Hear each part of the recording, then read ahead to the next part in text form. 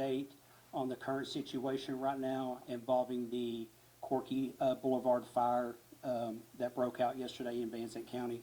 So just to recap, at approximately 2:30 p.m. Thursday, the Van Zandt County 911 received a report of a grass fire in the 3400 block of State Highway 64 outside Wills Point in Van Zandt County. The Wills Point Fire Department arrived on scene and encountered a large grass and brush fire spreading rapidly through heavy fuel conditions. Multiple fires were also reported along State Highway 64 associated with this fire. Due to the size and the rapid spread of the fire, the Wills Point Fire Department immediately requested mutual aid. The Van Zandt County Sheriff's Office dispatched additional fire departments and emergency resources from across Van Zandt County, Kaufman County, and the surrounding region to assist in the fire suppression efforts. So just to bring you up to speed on what has occurred overnight, additional assistance was provided by the Winsboro, Yannis, Quitman, and Prairieville fire departments from Wood County and the North 19 Volunteer Fire Department from Henderson County. These departments assisted with the fire suppression operations throughout the night, allowing the fire departments that responded to the initial call for service to be released from the scene. Throughout the night, one firefighter did sustain a heat-related injury overnight and was transported to the local hospital in Canton. That firefighter is currently in stable condition. A total of 5 firefighters were treated by Chris's Mother Francis EMS and transported to our local hospital during this incident. All 5 firefighters have either been released or expected to be released from the hospital. Residents who were previously asked to evacuate their homes have been notified that they may also return to their residence. A further update, as of 7:15 this morning, the Texas A&M Forestry Service reports that approximately 659 acres have burned, and the fire at this time is 100% contained. As of approximately 9 a.m. this morning, 6 fire engines and 1 bulldozer remain on scene from the Texas Forestry Service to continue the fire containment. We currently have no road closures in Van Zandt County that are involving this incident. At this time, investigators have not determined an affirmative cause to the fire. However, officials believe the fire originated along the roadside of Highway 64. The Texas A&M Forestry Service will be sending investigators to assist the Van Zandt County Fire Marshal's Office to determine the cause and the origin of the fire. Also, an Emergency Medical Task Force EMTF deployment team has also been assigned to support the ongoing operations.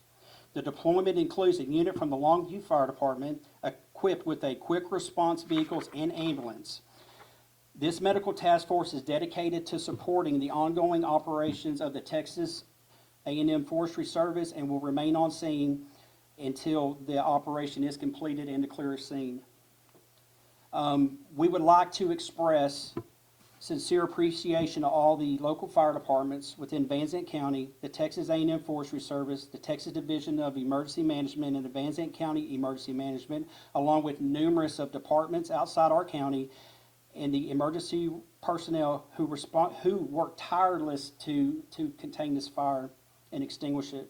We'd also like to extend our gratitude to the citizens and businesses of Van Zandt County for their continued support of our fire departments and emergency services, as well for the generous donations and assistance provided through this incident. The coordination response of our first responders, neighboring agencies, state partners, and community and businesses has been instrumental in the protection of life, property for our county.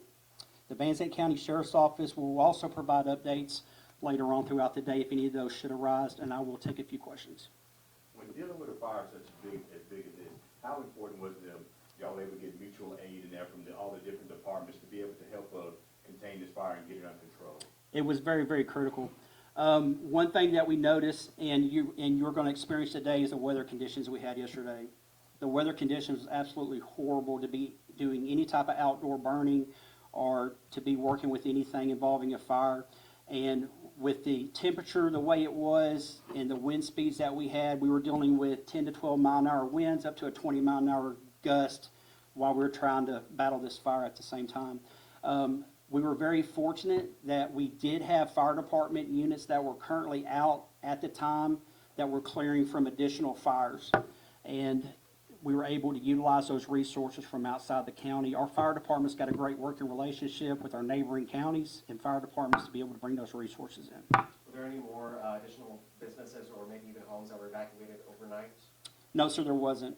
There was not any additional residences that were evacuated or businesses. We did do a preliminary assessment of some damages we have. We do know that we had 2 structures that did receive minor damage. Those residents are not unoccupied. They're actually at home. The people that live in the houses are at home, and we did receive a total loss of a shed during the fire and some vehicles.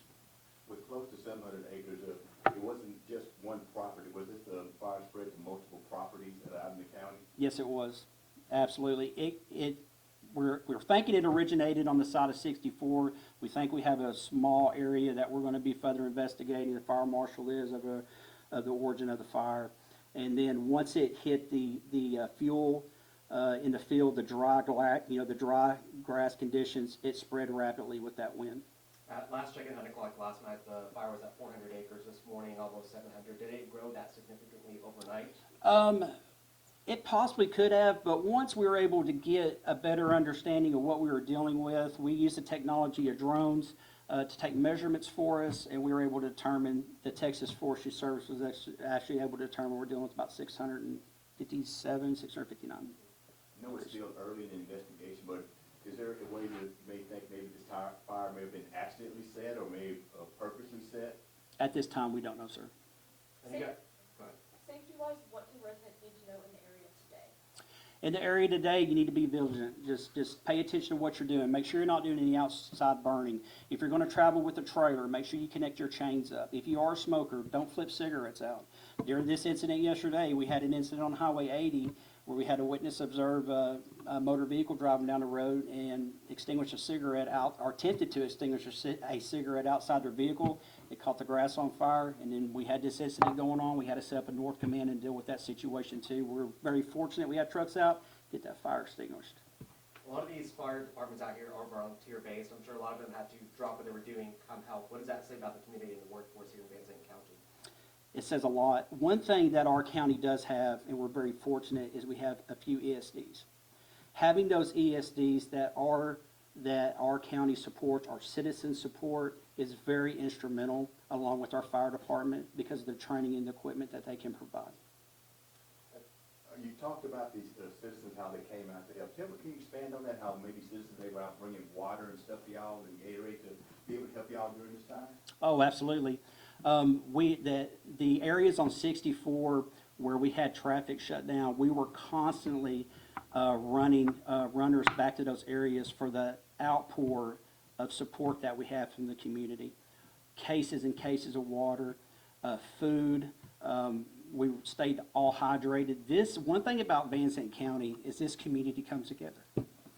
With the fire being 100% contained, you're just a cruiser out there at the present time. They're just looking for different hot spots to see if there's different hot spots that could be pop-up, or is that the case right now with them? That is correct.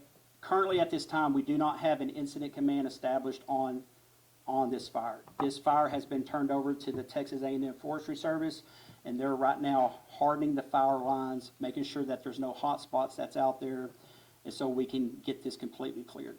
You may or may not be familiar with this, but when it comes to investigating how a fire started, what is it that you guys look for? Where do you start? What clues do you look for? That's going to be a question for the county fire marshal. One of the neighbors, I spoke to one of the neighbors, and she said that a father reported of a possible arsonist in a yellow car. Were there any reports? No, sir, that's the first I've heard of that. Okay. When it's dealing with, I know you mentioned that it was 5 firefighters, but 1 overnight. Is the 1 overnight included with the 5, or that's a whole different? That is correct, ma'am. So when we did our first press conference last night, we had 4, and then this firefighter experienced some heat-related issues overnight. That's going to make it to 5. And I know that you mentioned that no one was hurt. What about livestock? Did we get any information dealing with that, any animals? We did have to deal with some livestock. I had 2 deputies out there yesterday that encountered about 40 head of cattle that were in a field that with the fire presently advancing towards them. Those deputies were able to contain that cattle in the fence in the pen area and made sure they were safe. But we have not had any report of loss of livestock. You guys had a lot of help from, as you mentioned, from multiple fire departments. How many, if you could guesstimate, personnel do you have fighting this fire from the moment it started up until now? Well over 100. Well over 100.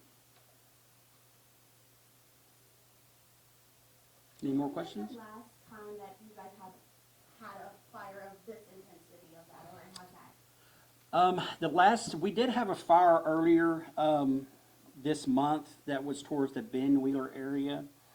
It was a pretty big fire. We were able to get that extinguished. We did not have to establish the type of resources that we have here right now. Anything else that you want to touch on? That's all I got for this time, guys. Appreciate it. Any other press releases we'll be posting that on our social media website. Thank you, sir. All right, thank you.